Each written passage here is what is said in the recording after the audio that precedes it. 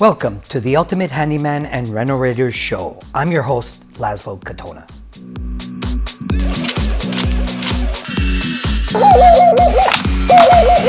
$2,500 square foot torch on roof. A friend called to ask if I can provide an estimate for a roof renovation on a 1930s home that his mother owned. It had been neglected for over 40 years and hadn't had repairs done to it in that time. The customer was an elderly woman in her 80s who had a hacking, persistent cough that definitely pointed to the home as being the obvious culprit. So I took the project on as a mission of compassion. When I went inside to inspect the house, I noticed black mold on the ceiling above the fireplace area. They had said that the mold has been around for a few years, and instantly I knew there was more to the problem than met the eye. The leaking roof had layers of tarps on it, but when I removed them, what I was to find was unbelievable. I ordered a 40-yard bin and we began to do the tear-off. There was over 6 tons of materials to discard, and the only way to get it off the roof without falling through the ceiling was by brute strength. Lucky we had the mighty TJ.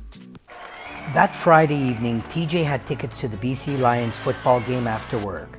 I used my film industry experience to carve him a fantasy helmet from a watermelon to use for a costume. It was so admired he ended up on TV becoming their #1 fan.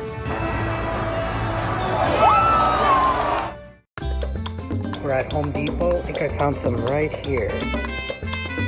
Gotta get a forklift.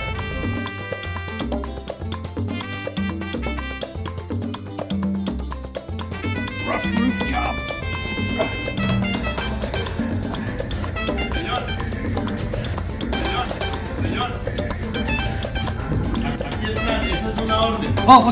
As we removed the tar from under the gravel, we noticed the plywood substrate coming off at the same time. Years of tarps on the roof didn't allow the roof to breathe, and in turn condensation from the inside of the home could not escape, creating a bubble effect inside the home, causing the black mold buildup. We had to replace much of the 2x10s, which wasn't as easy as planned.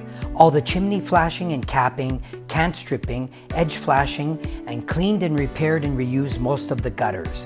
I'm surprised with all the weight of the tar and gravel and all the structural rot, the roof didn't collapse inside the home.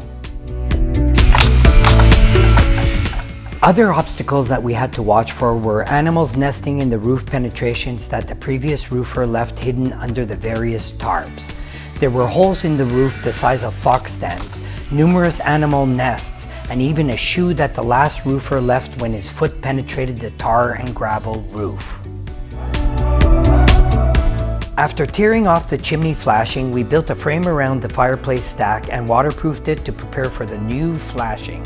Some elastical stick on the exposed plywood so we could put down some Covent 830 over the top and stick it down properly.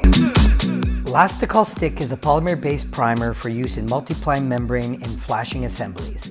It's used to increase adhesion when using SBS membranes. I once stuck my shoes to the roof. It worked so well. After applying the elastical stick, Mike and the guys unrolled and relaxed the Colvin Base 830 and started the torching process. After putting down the Colvin Base 830, we did the final touches of waterproofing it by sealing around the vents and fireplace areas so we can lay down the Colvin 180 top layer with the grit surface. Roofing projects are extremely labor intensive. Most laborers don't want to work on this caliber because their pay grade doesn't match the massages they require after a grueling day's work. That in turn leaves me on standby as the designated muscle. The final touches of the project were flashing and caulking that required extreme attention, so detail was mastery.